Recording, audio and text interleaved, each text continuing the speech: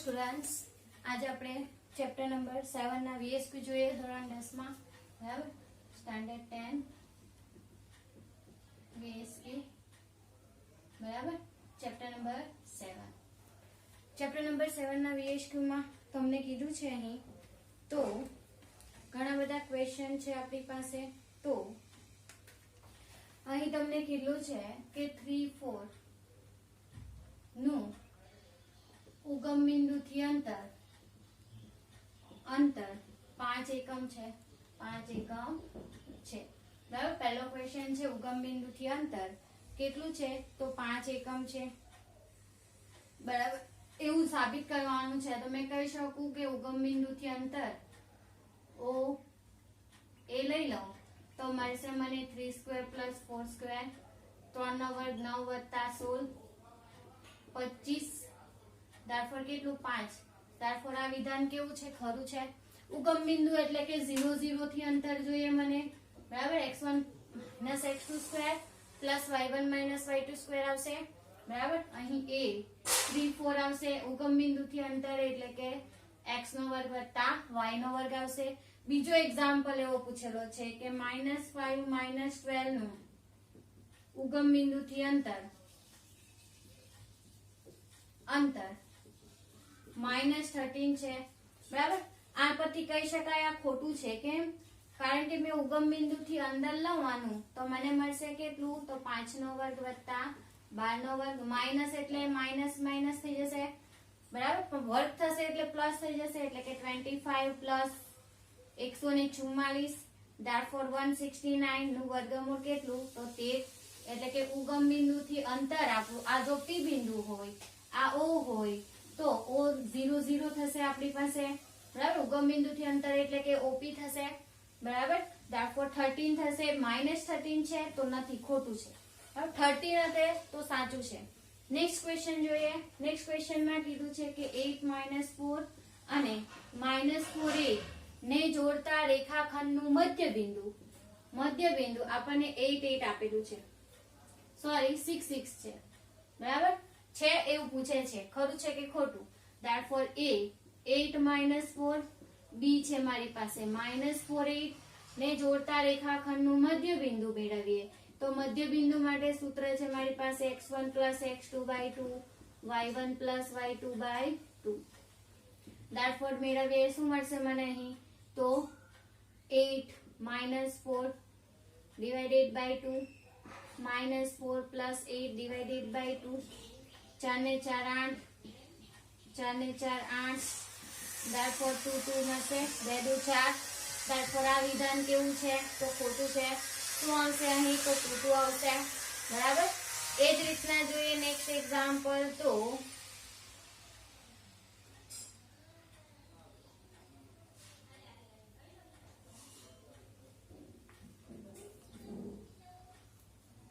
એક વર્તુળનું કેન્દ્ર ઉગમ બિંદુ છે. અહીં કીધું છે એક વર્તુળ છે, એનું કેન્દ્ર ઉગમ બિંદુ છે. બરાબર, P એ વર્તુળ પરનું કેન્દ્રથી O મીટરનું અંતર તમારું 5 એકમ આપેલું છે. અહીં આપેલું છે Q બિંદુ એ 3, 4 હોય તો વર્તુળ પરનું બિંદુ હોય તો બિંદુ કયા ભાગમાં હશે? અંદરના ભાગમાં હશે કે બહારના ભાગમાં હોય? બરાબર, એક ઉગમ બિંદુ O છે તો વર્તુળની અંદરના ભાગમાં હશે. બરાબર, કયા ભાગમાં? એટલે કે વિધાન સાચું છે. અથવા તો મેં કહી શકું કે કેન્દ્રથી વર્તુળ પરના બિંદુ વચ્ચેનું અંતર એટલે કે PQ મળશે મને. P એટલે કે અહીં આવશે તમને 5, 0 આપેલા છે. બરાબર, x અક્ષ પરનું બિંદુ છે એટલે therefore અહીં તમને મળશે 3 - 5² + 4 - 0². therefore મળશે 2 નો વર્ગ 4, 4 નો વર્ગ 16. therefore 18. સોરી, 6 ને 4 10, 20 મળશે. 5 ચોક 20 એટલે કે 2 વર્ગમૂળમાં 5. therefore PQ અંતર તમારું. અને વ્યાસની વાત કરેલી હોય, અહીં એ બિંદુ આપેલું હોય. બરાબર, તો AQ = 2 × 2 વર્ગમૂળમાં 5. therefore કારણ કે P એ AQ નું મધ્ય બિંદુ થશે. કારણ કે વર્તુળનો વ્યાસ એ વર્તુળના કેન્દ્રમાંથી પસાર થાય છે અને કેન્દ્ર વર્તુળનું કેન્દ્ર એ બંને વર્તુળનું કેન્દ્રનું અંતર કેવું હોવાનું, સરખું હોવાનું, એટલે કહેવાશે કે P એ એકીનું શું થવાનું, તો મધ્ય બિંદુ થશે, બરાબર. Therefore અહીં આવશે 4√5. Therefore આ થશે આખો વ્યાસ એનો. નેક્સ્ટ ક્વેશ્ચન જોઈએ. નેક્સ્ટ ક્વેશ્ચનમાં કીધું છે કે બે બિંદુઓ વચ્ચેનું અંતર શોધો. બે બિંદુઓ વચ્ચેનું અંતર શોધીશું તો કેવી રીતે મળશે મને, તો મારી પાસે સૂત્ર છે, બરાબર. આપણે જેટલા સૂત્ર શીખી ગયા છે એનો ઉપયોગ કરવાનો છે. હા,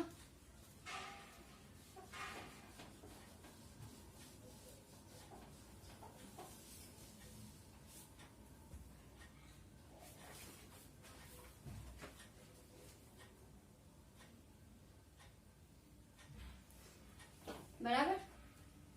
6 નું x અક્ષથી અંતર, x અક્ષથી અંતર ઇઝ ઇક્વલ ટુ ખાલી જગ્યા, બરાબર.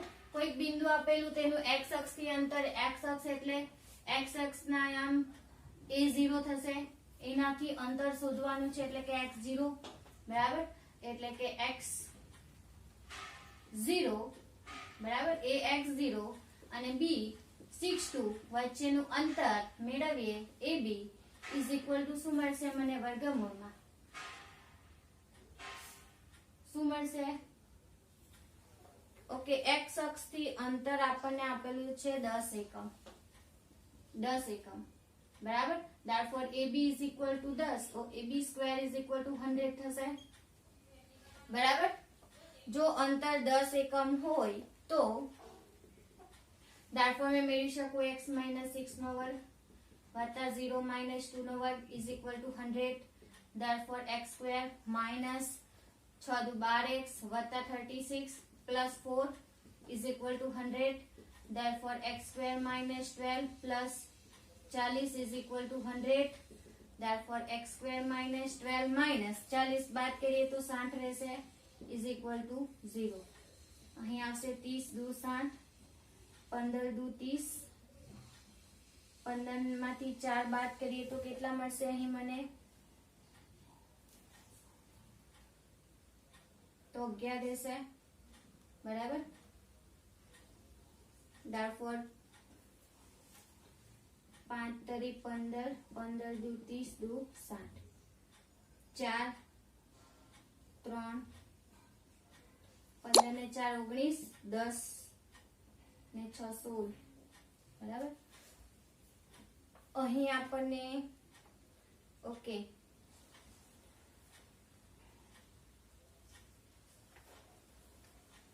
અહીં આપણે ભૂલ કરી છે. શું કીધું છે, તો x અક્ષથી લંબ અંતર માંગેલું છે, બરાબર. તો લંબ અંતર માટે x2 - x1 આવશે, બરાબર. Therefore x1 - x2 એટલે કે x - 6 is equal to 1 આવશે, બરાબર. Therefore x is equal to 1 plus 6 7, બરાબર. વેલ્યુ આવશે આપણી 7, બરાબર. હવે કીધું છે કે a 2 3 અને b 1 5 x બિંદુથી સમાન અંતરે છે, x 0 થી સમાન અંતરે છે, એટલે કે a 2 3 અને b 1 5 થી સમાન અંતરે હોય તેવું x અક્ષ પરનું બિંદુ શોધવા કીધું છે, એટલે કે x0. મેં કહી શકું અહીં p હોય તો pa is equal to pb, બરાબર. pa square is equal to pb square મેળવી x1 - x2 square, x - 2 square plus 3 square is equal to x - 1 square plus 5 નો વર્ગ. Therefore x square minus 4x plus 4 plus 9 વત્તા is equal to x square minus 2x plus 1 plus 25. x square નીકળી જશે. અહીં આવશે 5 ને 4 9, અહીં આવશે 26. Therefore minus 4x plus 2x is equal to 26 minus 9. Therefore minus 2x is equal to કેટલા આવશે, 16 માંથી 9 એટલે કે 9 3 26 રહેશે અહીં અને અહીં રહેશે 9 ને 4, બરાબર. બાદ કરીએ તો કેટલા રહેશે, અહીં 13 રહેશે, બરાબર. 9 ને 10 9 ને 10 ને 26 થશે 9 ઉમેરું તો બરાબર. therefore x is equal to -13/2. therefore x અક્ષ પરનું બિંદુ કેટલું મળશે? -13/2 0. બરાબર. એટલે કે આ આવશે તમારું બિંદુ -13/2 0. બરાબર. નેક્સ્ટ ક્વેશ્ચન જોઈએ તો બિંદુ 6 8 નું 0 0 થી અંતર શોધો. બિંદુ 6 8 નું 0 0 થી અંતર. ઉગમ બિંદુ થી અંતર ની વાત કરી હોય તો મેં કીધું છે તમને ઉગમ બિંદુ થી અંતર શોધવા માટે આપણે સૂત્રનો યુઝ કરીશું. ઉગમ બિંદુ થી અંતર માટે આપણે બહુ બધા સૂત્રો જોયા છે. પહેલું તો અંતર માટેનું AB = x1 - x2 square plus y1 - y2 square. ઉગમ બિંદુ થી અંતર OP x² plus y square. કે જેમ 1 ગુણોત્તરમાં વિભાજન કરતા બિંદુના યામ આપણા થશે કયા? તો x1 k x1 plus x2/2 k plus 1 k y2 plus y1 upon k plus 1. k ની જગ્યાએ m અને 1 ની જગ્યાએ n પણ લઈ શકાય. બરાબર. મધ્ય બિંદુના યામ મેળવ્યા pxy કયા થશે આપણા? તો x1 plus x2/2 y1 plus y2/2. આ થયા તમારા x1 x2. આ સૂત્રોનો એક્ઝામ્પલ કરીને બધા એક્ઝામ્પલ છે. મને કીધેલું છે -6 8 નું ઉગમ બિંદુથી અંતર. ઉગમ બિંદુથી અંતર. therefore OP મળશે એટલે કે -6 નો વર્ગ વત્તા 8 નો વર્ગ. therefore 6 6 36 8 વધ્યા 64. therefore 6 ને 4 10 6 ને 3 9 ને 10 100 નું વર્ગમૂળ 10 એકમ થશે. બરાબર. વર્ગમૂળ કાઢીશું આપણે તો મને કેટલા એકમ મળશે? તો 10 એકમ મળશે. બરાબર. એ જ રીતના આપેલું છે A 20 10 અને B 6 8 ના મધ્ય બિંદુના યામ શોધો. મધ્ય બિંદુના યામ pxy is equal to x1 plus x2/2 y1 plus y2/2 થશે. બરાબર. x1 plus x2/2 y1 plus y2/2 એટલે કે pxy is equal to શું મળશે? 20 વત્તા 6 ભાગ્યા 2 10 વત્તા 8 ભાગ્યા 2. therefore 26 ભાગ્યા 2 અહીં 18 ભાગ્યા 2 13 દુ 26 9 દુ 18 એટલે કે 13 9. બરાબર. 13 અને 9 pxy ના યામ થશે તમારા. બરાબર. આ રીતે ઘણા બધા એક્ઝામ્પલ પૂછી શકાય. અહીં તમને આપેલું છે A 0 0 B 0 12 અને C 5 0. તો BC is equal to ખાલી જગ્યા. બરાબર. BC નું અંતર માંગેલું હોય તો BC is equal to શું આવશે? વર્ગમૂળમાં x1 એટલે કે 0 - 5 સ્ક્વેર પ્લસ 2 - 0 સ્ક્વેર. therefore 25 વત્તા 2 નો વર્ગ 4 કેટલા? 29 વર્ગમૂળમાં. આ તમારું BC અંતર થશે. બરાબર. એવા ઘણા બધા એક્ઝામ્પલ પૂછી શકાશે તમને. બરાબર. નેક્સ્ટ ક્વેશ્ચન જોઈએ તો -6 7 નું ઉગમ બિંદુથી અંતર શોધો. બરાબર. -6 7 નું ઉગમ બિંદુથી અંતર શોધો. બરાબર.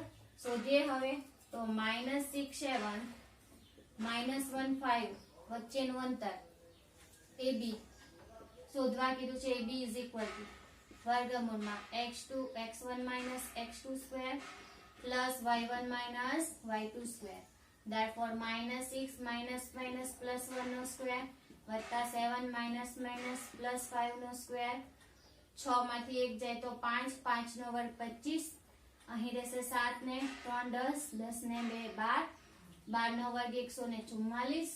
ટોટલ કરીએ તો 5 ને 4 9 4 ને 2 6 169. એ કોનું વર્ગમૂળ? તો 13 એકમ થશે. બરાબર. વર્ગ ને વર્ગમૂળ યાદ રાખશો તો એક્ઝામ્પલ 1 થી 20 ના વર્ગમૂળ અને વર્ગ યાદ રાખશો તો એક્ઝામ્પલ સરળ રહેશે. જો 1 નો વર્ગ કરશું તો 1 2 નો વર્ગ 4 3 નો વર્ગ 9, 4 નો વર્ગ 16, 5 નો વર્ગ 25, 6 નો વર્ગ 36, 7 નો વર્ગ 49, 8 નો વર્ગ 64, 9 નો વર્ગ 81, 10 નો વર્ગ 100, 11 નો વર્ગ 121, 12 નો વર્ગ 144, 13 નો વર્ગ 169, 14 નો વર્ગ 196, 15 નો વર્ગ 225, 16 નો વર્ગ 256, 17 નો વર્ગ 289, 18 નો વર્ગ 324, 19 નો વર્ગ 361 and 20 નો વર્ગ 400. રાઈટ, આ વર્ગ યાદ રાખવાના. વર્ગને વર્ગમૂળ તમારે કાઢવું હોય તો સરળતા રહે એટલા માટે આ વર્ગ તમારે જરૂરી છે શીખવા માટે. બરાબર સ્ટુડન્ટ્સ, તો આ થયા આપણા VSQ. બરાબર, એવા ઘણા બધા ક્વેશ્ચન આપણે ગણતરી કરી શકીએ છીએ. બરાબર, તો અહીં આપણે VSQ પૂર્ણ કરીએ છીએ. બરાબર, થેન્ક યુ.